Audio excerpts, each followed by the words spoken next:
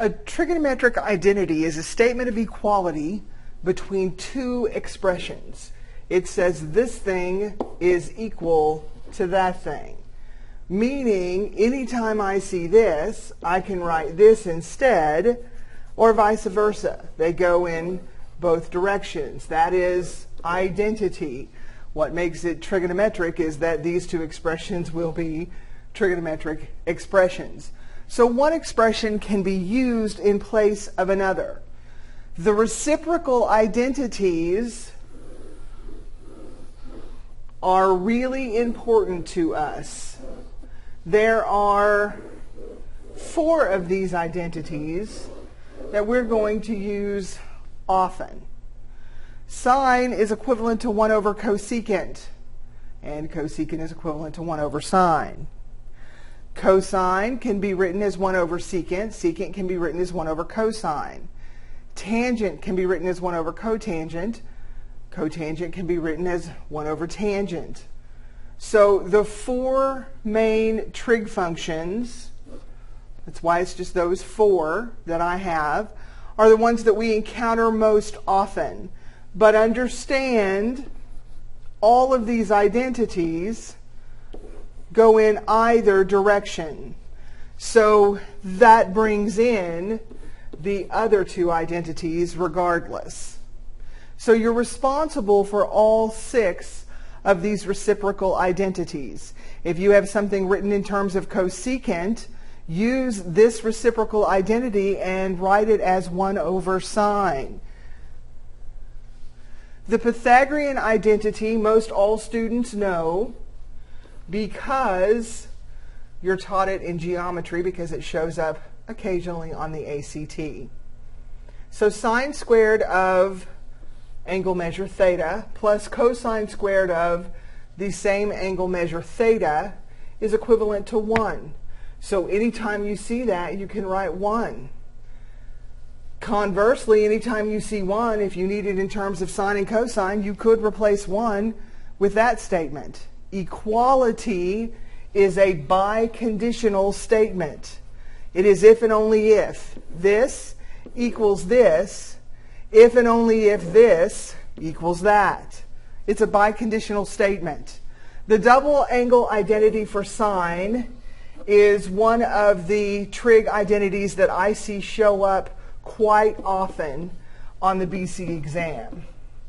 There are loads and loads of trig identities. I'm not going to teach them to you or tell you that you have to know them, because I'm not guaranteed that we'll encounter them. And I want that valuable space in between your ears kept available for calculus. I don't want to muddle it up with trigonometry that I'm not sure will be on the exam. This one I've seen often enough on the exam. I want you to know it. Anytime you see the sign of a double angle measure, you can replace it with the statement 2 times the sine of the single angle measure times the cosine of the single angle measure that's given. So this can be replaced by that, or this can be replaced by that, a biconditional statement. There are a couple of additional identities that we will encounter in the springtime. I'll give them to you a little bit closer to when we need them. For now, for this fall semester, these are the identities that I want you to know. I'm going to work some practice problems here using those identities. Now, when you are asked to solve a function or an equation whose independent variable is x, that's telling you get everything on the other side of the equal sign so that your last statement should be x equals this. That's what it means to solve an equation. So we're going to solve these equations for x. And in order to do that, we are going to take good algebra and trigonometry steps to undo all the mathematics that's been done. The first thing I'm going to undo on the problem 2 cosine x minus 1 equals 0 is I can see that 2 cosine x had a 1 subtracted from it. So what I'm going to do is I'm going to reverse that operation by adding a 1 to both sides of that equation. Now, cosine is buried up in multiplication by 2. So I'm going to undo multiply by 2 by dividing both sides by 2. Now, x has been put in the cosine function machine. Remember, what I'm after is x equals. I need x by itself. X is buried up in an operation of cosine. What undoes cosine? Cosine inverse.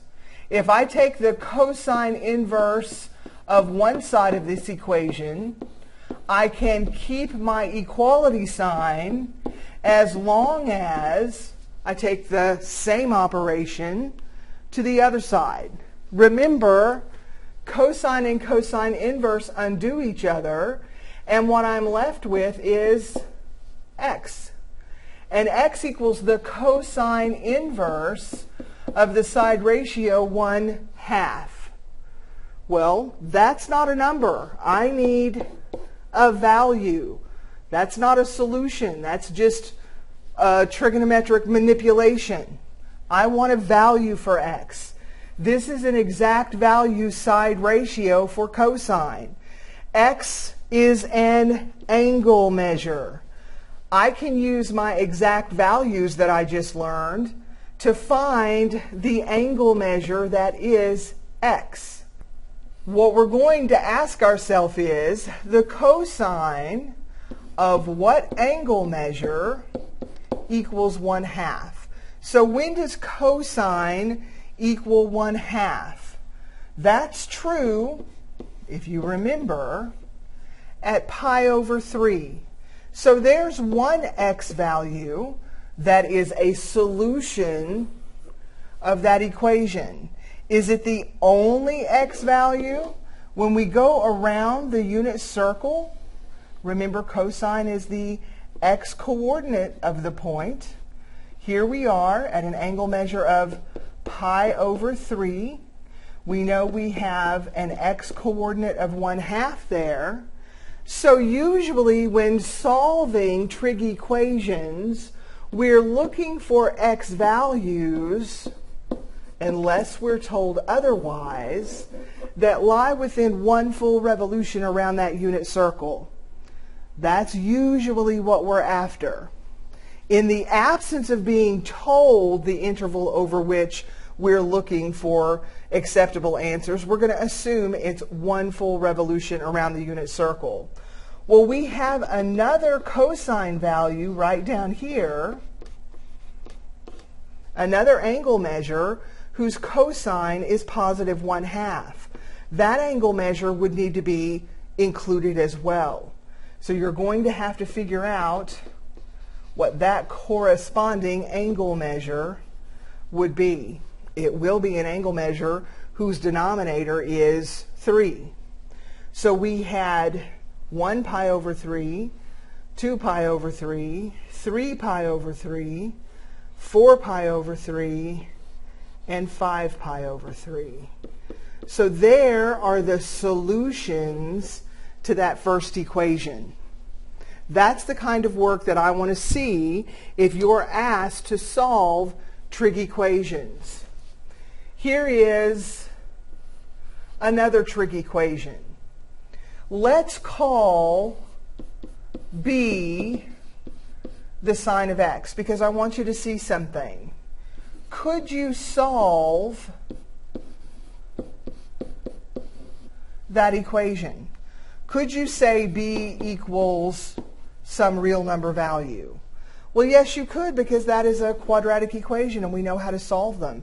As a matter of fact, we have more than one way to solve them. We could factor, just good old-fashioned factor. We could use the quadratic equation, right? Negative whatever plus or minus the square root of whatever squared minus 4 times and so on, right? We have more than one way to solve it.